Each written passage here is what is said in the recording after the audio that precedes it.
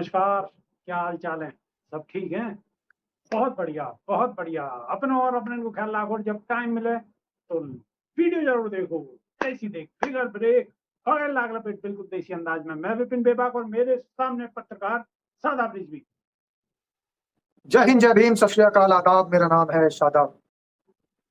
शादाब रिजवी, जौहर university पे Baspa supremo बहन मायावती की प्रतिक्रिया आ चुकी है और बहन जी ने बड़े स्पष्ट तरीका से कह दी है कि सरकार वाय तोड़नो ही आखिर क्यों चाहवे है, ऐसो रास्ता क्यों नहीं लिकाड़े कि जाते यूनिवर्सिटी भी बची रहे, कमरा भी बचे रहे, का ये कोई दिक्कत ही ना हो। ऐसो रास्ता क्यों ना लिकाड़े कि बेमतलब की और बेहुदी बात करने से आखिर फायदा है क्या?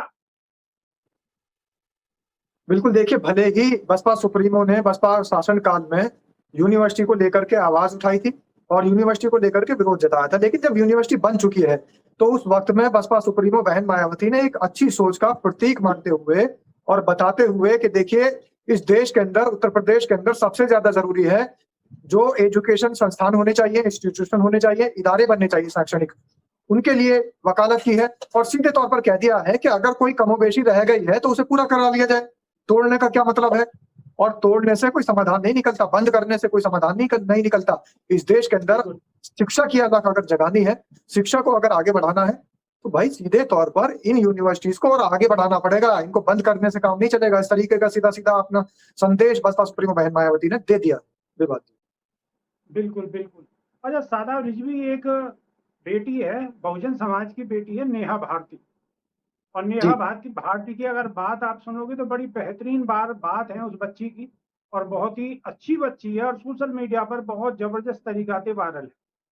जी। लेकिन बच्ची को अभी उम्र कम है, ऐसे भी कह सकें, या तजुर्बा कम है, ये भी कह सकें।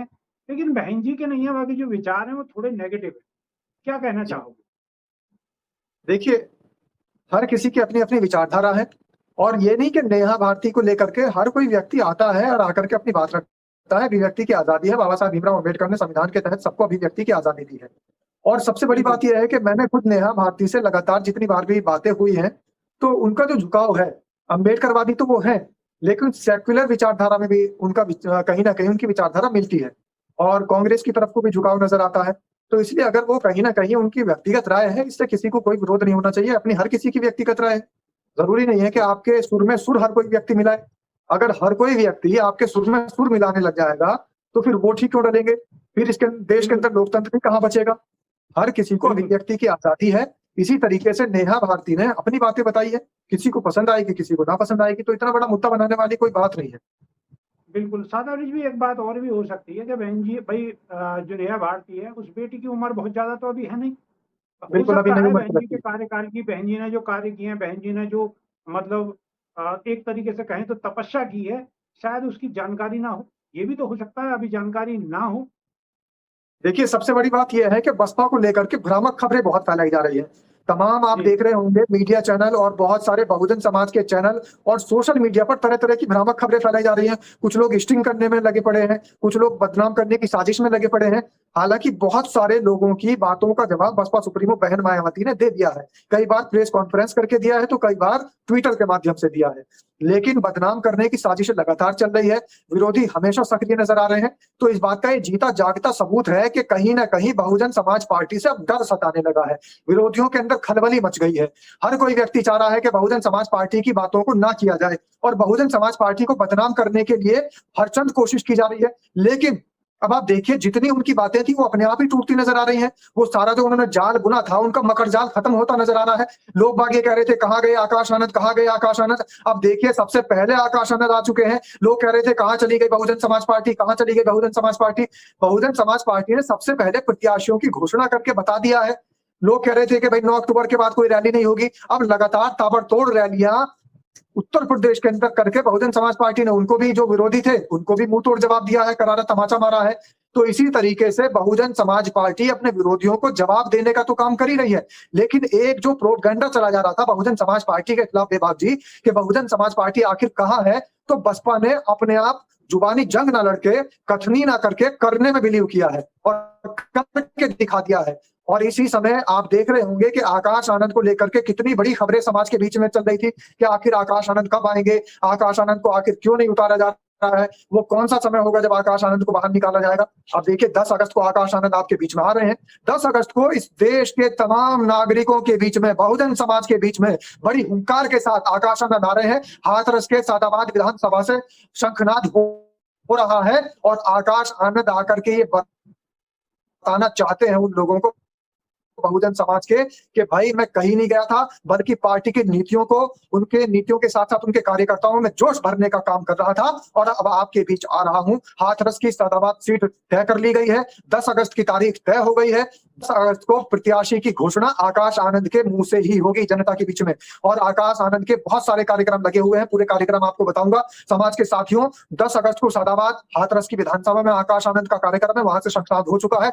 उसके बाद 23 अगस्त को बड़ा कार्यक्रम जयपुर के अंदर है, राजस्थान में बहुत बड़ा कार्यकर्ता सम्मेलन है राष्ट्रीय स्तर का। उसके अलावा भी मैं आपको बता दूं, लोग सोचेंगे कि उत्तर प्रदेश में चुनाव है, आकाश आनंद वहां कहां चले गए। पूरे देश की बात और आकाश आनंद के हाथ में है। राष्ट्रीय संयोजक है, वो भी मुख्य राष्ट्रीय संयोजक की भूमिका में है। तो आकाश आनंद जहां उत्तर प्रदेश के हाथरस जिले के 10 तारीख को हाथरस जिले की सादाबाद विधानसभा पर नजर आएंगे, वहां पर प्रत्याशी की घोषणा करेंगे।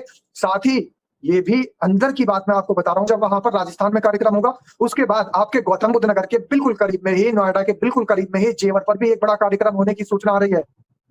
अभी हालांकि पार्टी गाइडलाइन ने जारी नहीं किया है, पार्टी ने कोई गाइडलाइन ऐसी जारी नहीं की, लेकिन इस तरीके की बातें बिल्कुल सामने आ रही हैं कि एक बहुत बड़ा कार्यक्रम आकाश आनंद का हो चुका है तय। अब वो 25 तारीख को फिर उत्तर प्रदेश वापस लौट रहे हैं, 27 तारीख को उत्तर प्रदेश में फिर एक कार्यक्रम आकाश आनंद का है।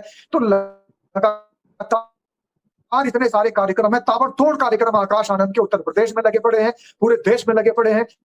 अब उन लोगों के लिए जो ये सवाल करते थे कि आखिर आकाश आनंद कहाँ है, उन लोगों के लिए जवाब मिल चुका है। हालांकि मैं तो लगातार जवाब दे रहा था कि भाई थोड़ा सा तसल्ली करिए, थोड़ा सा इंतजार करिए, लेकिन अब इंतजार की घड़ियां समाप्त हुई। बहुजन समाज के लिए आकाश आनंद आपके बीच में आ रहे हैं और पश्चिमी उत्तर प्रदेश के हाथरस की सादाबाद सीट से शुरुआत हो रही है।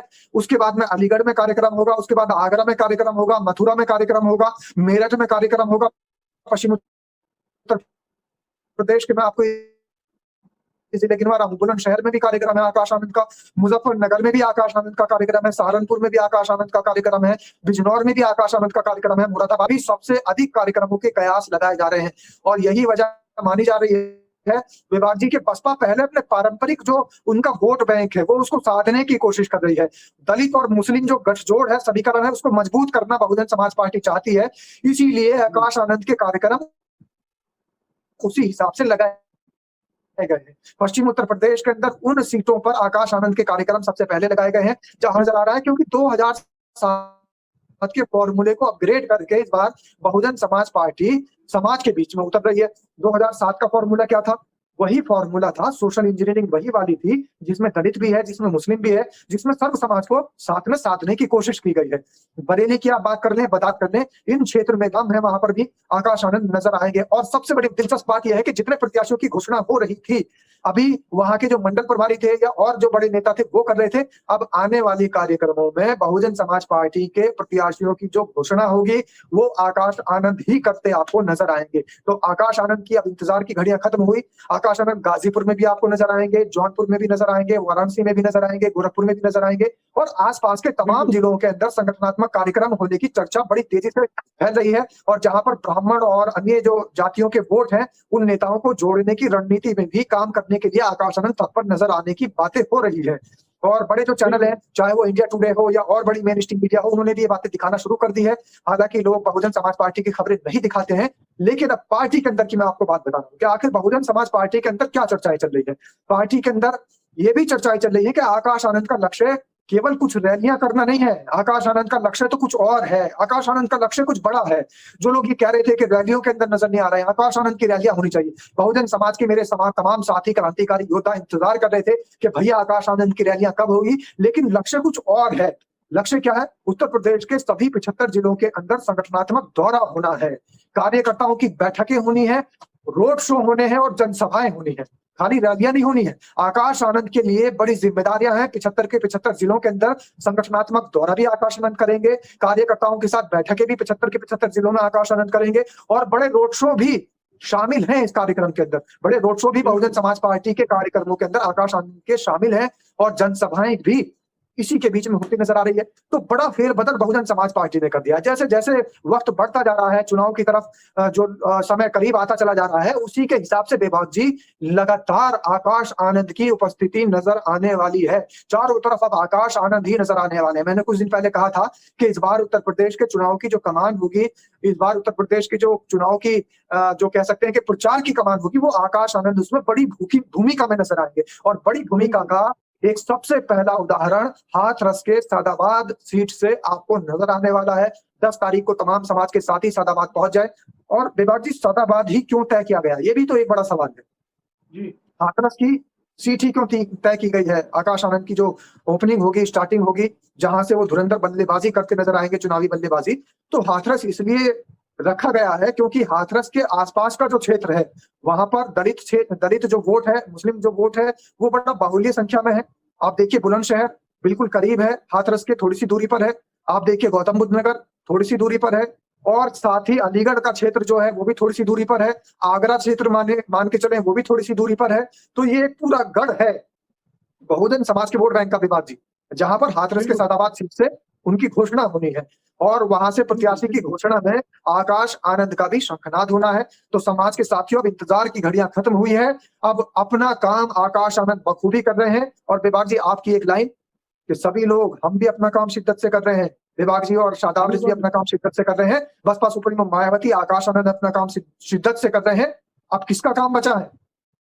दर्शकों का काम बचा है। जो स्वराज टाइम्स के परिवार के जो लोग हैं, उनका काम बचा हुआ है। वो भी अपना काम शिद्दत से करें, और शिद्दत से करने के लिए जो आप वीडियो देख रहे हैं, इस वीडियो को लगातार दूसरे के फोनों तक पहुंचाएं और ठोकते रहें, ठोकते रहें, ठोकते रहें, यानी दूसरे के फोनों तक पहुंचाते रहें। और जब आप वीडियो देखें तो लाइक का बटन दबाएं। लाइक के बाद में हाइप का बटन आएगा, उसे जरूर दबाएं, क्योंकि हाइप का बटन आप दबाएंगे तो वीडियो ज्यादा लोगों तक पहुंचेगी और समाज में एक मैसेज जाएगा। समाज में मैसेज जाएगा तो 27 की राहें आसान होंगी। शादाब रिजवी, लास्ट सवाल एक और भी है। लास्ट सवाल ये है कि बहुजन समाज के जितने चैनल हैं, वो तो जग जाहिर है, सबे पता ही है, बहुत सारे चैनल हैं, सब लोग जानते हैं। लेकिन चुनाव के दौरान में अब एक बाढ़ सी आ गई है, छोटे हों या बड़े हों, सब बहुजन समाज की खबर दिखा रहे हैं, बसपा सुप्रीमो बहन मायावती की चर्चा कर रहे हैं। आखिर ये क्या वजह है? देखिए, जिस तरीके से विभाग जी आपने सवाल किया था कि नेहा भारती बात तो करती है बहुजन समाज की, नेहा भारती हमेशा अम्बेडकरवादी सोच की बात बताई जाती है और अम्बेडकरवादी सोच की ही बात वो करती है हमेशा, लेकिन बहुजन समाज पार्टी से उनका किनारा है। और मैं ये कहूंगा सीधे तौर पर, तमाम ऐसे पार्टी के लोग हैं, तमाम ऐसे पत्रकार भी हैं, तमाम ऐसे बहुजन समाज के चैनल भी हैं जो कि लगातार अम्बेडकरवादी बात करते हैं, बहुजन महापुरुषों का सहारा लेते हैं, जय भीम के नारे का उद्घोष करते हैं, लेकिन बाद में कहीं और चले जाते हैं। उदाहरण हमारे सामने है, 2 प्रोफेसर हमारे सामने थे बहुजन समाज की तमाम सहारे, वो उनकी नैया पार हुई और नैया पार होने के बाद अब वो कहीं और राजनीतिक रोटियां सेक रहे हैं। तमाम ऐसे दर्शकों के लिए मैं बता दूं कि तमाम ऐसे लोगों के उदाहरण हैं जो कि बहुजन समाज के महापुरुषों के नाम पर उतरे हैं, चाहे वो रामविलास पासवान हो, चाहे वो मीरा कुमार हो, चाहे वो हमारे देश के भूतपूर्व हमारे जो है उप प्रधानमंत्री हो बाबू जगजीवन राम, चाहे हमारे देश के जो है रामविलास पासवान के बेटे चिराग पासवान हो, जीतन राम मांझी हो, रामदास अठावले हो, और तमाम ऐसे नेता हो, या फिर जिन प्रोफेसर का मैंने नाम लिया, जिक्र किया, वो चाहे प्रोफेसर हो, और बहुजन समाज के नाम पर चलाने वाले तमाम ऐसे चैनल हो जो कि बहुजन समाज के महापुरुषों के सहारे आपके बीच उतरते हैं, बहुजन समाज में उतरते हैं और हमेशा बहुजन समाज के उत्थान की बात करेंगे, बहुजन समाज का जयकारा लगाएंगे, महापुरुषों के सहारे अपनी दुकान, विभाग जी के शब्दों में बोल दूं, दुकान जो है वो चमकाने की कोशिश करेंगे, लेकिन जब दुकान चमक जाएगी तो उसके बाद अपना माल किसी और को बेचना शुरू कर देंगे।